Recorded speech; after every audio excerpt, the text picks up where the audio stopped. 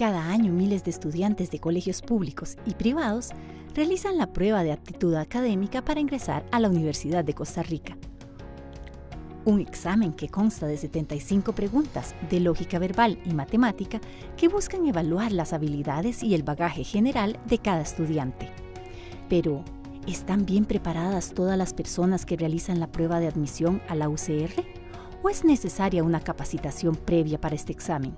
Creo que sí sería bueno para precisamente ciertas personas que no tengan las mismas oportunidades tal vez en el colegio, no reciban la misma formación, porque al final a la U entran todos, digamos, es como cualquier colegio que quiera, de cualquier lugar de donde venga, tiene la oportunidad de hacer la prueba. Sin embargo, en los colegios no reciben muchas veces la misma formación. Sin embargo, me parece que si se hace, sí deberían tener prioridad como estas personas que tal vez tienen menos oportunidades, digamos, porque tengo entendido que ya existen cursos, pero no todo el mundo se los puede costear, ¿verdad? Porque ya hay un sistema, digamos, para preparar a la gente y no cualquiera se lo puede pagar. Yo soy de Pérez Celedón y cuando yo iba a entrar aquí a la U, me acuerdo que anduvieron unas compañías, organizaciones promocionando cursos, pero eran privados y valían 120,000 colones o más, ¿verdad?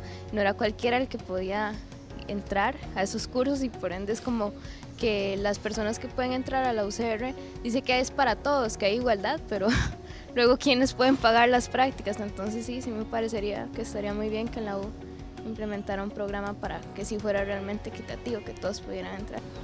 Sí, yo considero que sí sería importante porque hay escuelas donde no los preparan en absoluto, entonces de ahí es una gran oportunidad para que todos tengamos como las mismas posibilidades. Entonces, si se hace, me parece que se debería tener prioridad para las personas que tengan más dificultades para pagar el curso, digamos. Es una necesidad real, pero es como que estamos en un momento donde todo lo quieren limitar, aunque sea necesario. Hoy en Conciencia, la doctora Susan Francis Salazar, investigadora y profesora de la Escuela de Formación Docente y del Doctorado Latinoamericano de Educación de la Universidad de Costa Rica, nos hablará sobre la prueba de admisión y un proyecto de capacitación para el ingreso a la UCR. Susan, bienvenida a Conciencia. Primera invitación que le externamos a tocar un tema extremadamente importante en la admisión a las universidades públicas. Particularmente nos vamos a concentrar en la Universidad de Costa Rica. Muchísimas gracias por la invitación. Realmente muy agradecida por este espacio para compartir todo este proceso. No, gracias a usted. Hay prácticas paralelas que se pueden realizar en la educación formal, como cursos, capacitaciones para que nuestros estudiantes mejoren el rendimiento en la prueba de aptitud académica conocido como examen de admisión. Bueno, vamos a ver, históricamente han venido a darse un conjunto de situaciones que vamos a llamar cursos, talleres fuera de la universidad. Hay gente que lucra con eso incluso. Exactamente, que inclusive se proyectan como una alternativa para ganar la prueba de admisión. Sin embargo, no hay evidencia empírica de que realmente este tipo de prácticas puedan tener un efecto positivo en las calificaciones. Ese fue el interés que tuvo la doctora Ileana Montero justamente en el año 2015-2016, cuando se propone la investigación efectos de una capacitación sobre el rendimiento en la prueba de aptitud académica de la Universidad de Costa Rica, porque hay que hacerse preguntas como, bueno, ¿estos talleres funcionan o no funcionan? Correcto. Y históricamente también el equipo del Instituto de Investigaciones había señalado que muchas de estas capacitaciones, al no tener evidencia, no estaban afectando en ninguna manera el rendimiento de los estudiantes. Por eso es que ella, en el marco de una preocupación real que hay en el instituto por procurar que esta prueba tenga resultados que sean más equitativos y más justos, proponen esa investigación y me llaman a mí en carácter de especialista en pedagogía para que podamos establecer una metodología, una estrategia pedagógica que basada en un marco de referencia formal pueda demostrar si hay o no hay efectos. Esta propuesta inicia en el 2015, como le menciono, y ya va justamente para este año a desarrollar un conjunto de procesos posteriores de seguimiento para crear indicadores y para poder establecer lecciones aprendidas.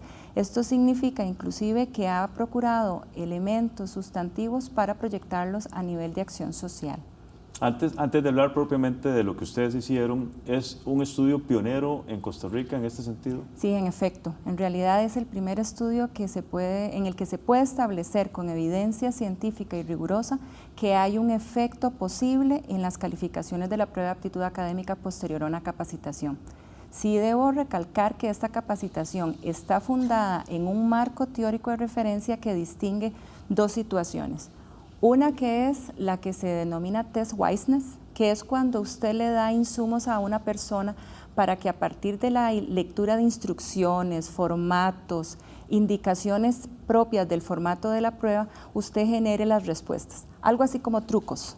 Y está el otro que se denomina justamente estrategias para abordar pruebas, donde más bien lo que se llama es a que el estudiante pueda lograr reflexionar sobre sus propios procesos cognitivos y de ahí en adelante pueda poder resolver la prueba o pueda resolver los ítems de la prueba. Este fue el que se escogió para esta investigación, justamente porque la idea es entrar con colegios públicos, con estudiantes que tienen pocas posibilidades de ingreso, porque sus condiciones sociodemográficas y socioeconómicas hacen que la universidad en ocasiones no se vea como parte del proyecto y, por lo tanto, este tipo de estrategias le va a servir no solo en una prueba de esta naturaleza, sino también para su proyecto colegial y su proyecto posterior en la vida. O sea, estamos hablando de que no es enseñar trucos. Nosotros no hemos hecho investigación en relación con qué ocurre con los talleres y las capacitaciones que se dan fuera o con esas capacitaciones o esos talleres donde se lucra. No podemos decir cuál es el enfoque que usan, pero la universidad no podía usar un enfoque que estuviera basado en trucos o en cuestiones donde no se desarrollaran procesos cognitivos. Entonces, en esta capacitación específicamente usamos una estrategia pedagógica para desarrollar procesos cognitivos, muy en concordancia con lo que justamente la política educativa del Ministerio de Educación está procurando ahora con el desarrollo de pensamiento crítico, creativo, científico, etc. Ustedes hablan constantemente, y esto me llamó mucho la atención, toda la documentación que usted compartió conmigo, de un diseño cuasi experimental. ¿Qué entendemos por cuasi experimental? Bueno, justamente los diseños cuasi experimentales son, digamos, más generalizados en ciencias sociales, porque existe dificultad para poder encontrar condiciones de aleatorización en estos escenarios. Por ejemplo, en los colegios es muy difícil que yo establezca y seleccione grupos control y grupos de intervención a partir de aleatorización de los miembros y aleatorización de los grupos como tales. Entonces a eso se le denomina. Y en los mismos colegios. Y en los mismos colegios. Entonces a eso se le denomina justamente que esa imposibilidad de poder tener unidades aleatorias hace que se restrinja las posibilidades de validez interna que se tiene y en ocasiones de validez externa. Entonces los cuasi experimentos lo que hacen es justamente regular los elementos que tienen que ver con la validez interna en grupos naturales, porque en los colegios se trabajaría con grupos naturales, y lo que se hace es aleatorizar la selección de cuáles son grupos control y cuáles son grupos de intervención. Para la primera parte, esta investigación trabajó con 4 colegios y justamente esos 4 colegios lo que se hizo fue aleatorizar cuáles iban a ser control y cuáles iban a ser de intervención para justamente controlar los efectos de lo que se llaman variables confusoras. Es muy importante entender que el cuasi experimento lo que hace es hacer muy rigurosa la obtención de la evidencia para que justamente pueda servir para establecer si existe o no alguna causalidad o algún efecto atribuible al tratamiento. Perfecto. Permíteme hacer una primera pausa, Susan, y ya regresamos con este interesante tema. Ya regresamos.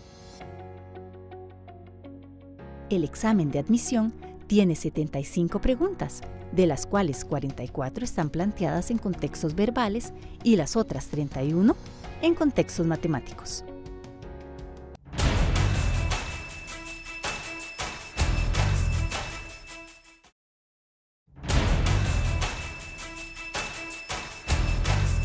Gracias por continuar con nosotros aquí en Conciencia. Estamos hablando con la doctora Susan Francis sobre un proyecto cuasi experimental, ¿verdad? Para capacitar en cierta forma a estudiantes que tienen baja probabilidad de ganar el examen de admisión en la Universidad de Costa Rica.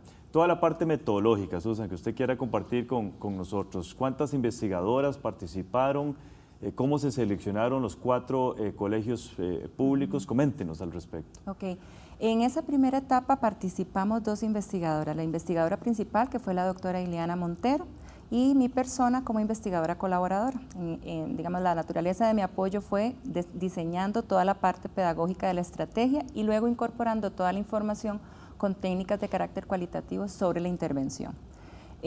Nos apoyaron en ese momento 3 estudiantes asistentes que fueron justamente los que desarrollaron la capacitación con los estudiantes. ¿Cómo se seleccionaron los colegios? En este caso nosotros identificamos de las bases de datos del INEC cuáles eran zonas en el área metropolitana que tenían características socioeconómicas y sociodemográficas similares, pero que además, según los registros de la misma Universidad de Costa Rica, tenían colegios donde había poca participación, digamos, o pocos estudiantes ingresaban a la Universidad de Costa Rica o bien participaban en el proceso de admisión de la Universidad de Costa Rica. De esta manera entramos en un proceso de entrada al campo donde fuimos a las direcciones de los colegios y establecimos con ellos el contacto respectivo para explicar qué era y en qué consistía el proyecto.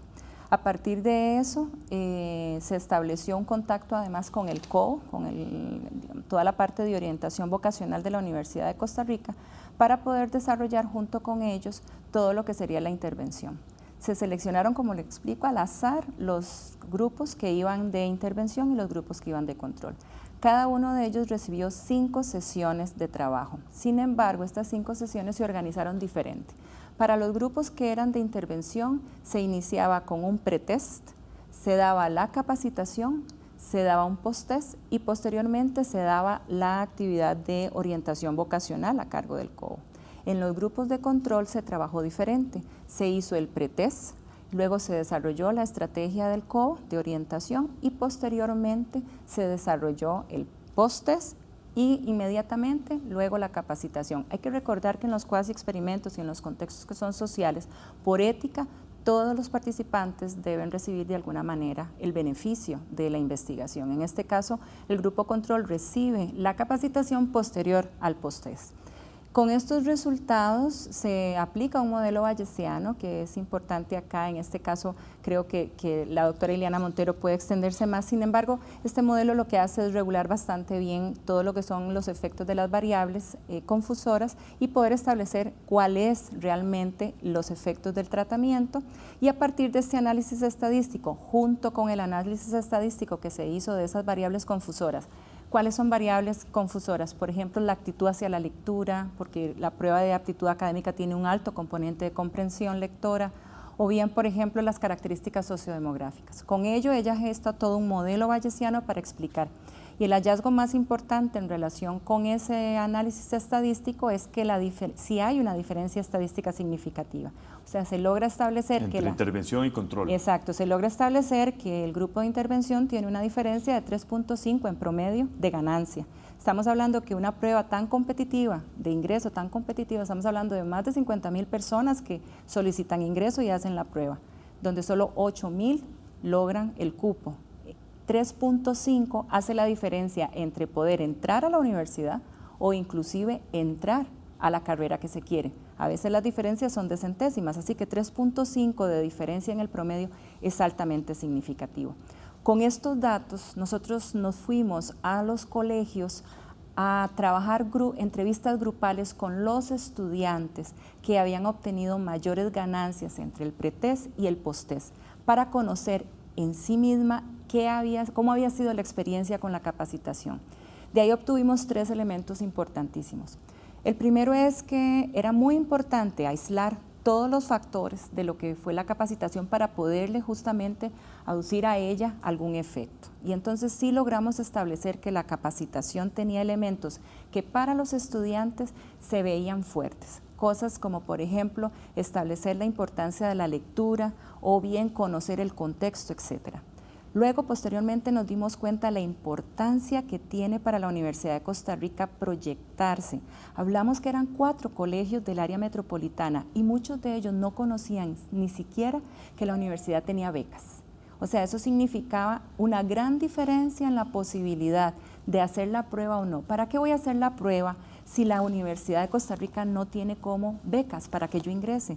Y en mi casa, en mi hogar, no tengo condiciones para ingresar. ese fue un Y resultado. la imagen que es cara, Que probablemente. es cara ¿verdad? y que no es para mí. Exacto. Entonces, digamos que la investigación logra darle un impulso importante a un proyecto siguiente que inicia en el 2017 de acción social para abrir la oportunidad a colegios de esta naturaleza o con estas características y ofrecer esta capacitación a estudiantes que tienen esas condiciones. O sea, es decirle a los estudiantes de Costa Rica, miren, sí, la Universidad de Costa Rica sí es posible en su proyecto de vida.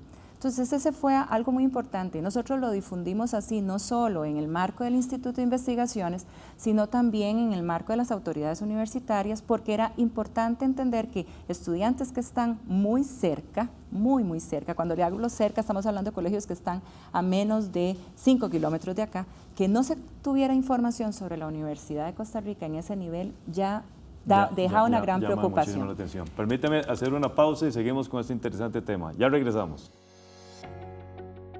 La UCR cada año mejora las condiciones de equidad para que casi 60.000 estudiantes puedan realizar su proceso de admisión en las condiciones más adecuadas.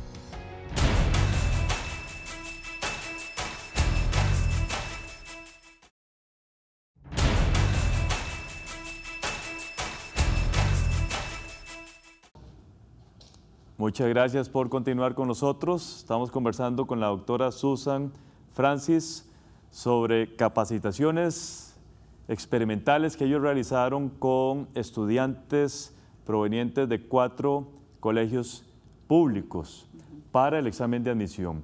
Susan, usted mencionó aspectos éticos, el consentimiento informado. Cada uno de estos estudiantes tuvo que firmar, o más bien un asentamiento. Explíquenos esa parte ética del proyecto. Sí, es muy importante indicar que se seleccionaron estudiantes de 10º año, porque evidentemente la universidad no podía darle capacitación a estudiantes de 5º que tenían una probabilidad de hacer la prueba. Si la capacitación no hubiese salido beneficiosa, hubiese existido algún problema en términos éticos de que la universidad hubiese dado capacitación. Entonces se escogen de 10º para poder determinar si hay algún valor. Cada uno de estos estudiantes firma un asentimiento informado, o sea, está de acuerdo con participar en el proceso de capacitación, está de acuerdo en realizar el pretest y posttest y luego participar en entrevistas grupales.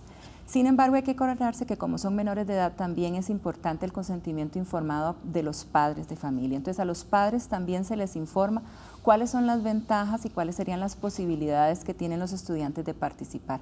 Todo ello para poder contar con la participación de estudiantes que realmente estuviesen interesados en poder participar de este proceso, sobre todo porque es fuera de todo lo que el colegio o la institución educativa estuviera haciendo. Había que salirse de los horarios que normalmente ellos asisten y crear espacios diferentes.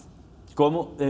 Estoy pensando en aquellos distractores, aquellos estudiantes desmotivados que eventualmente provocaron cierta distracción a sus compañeros. ¿Cómo manejaron ustedes estas situaciones, Susan? Bien, la intervención se creó con 5 módulos.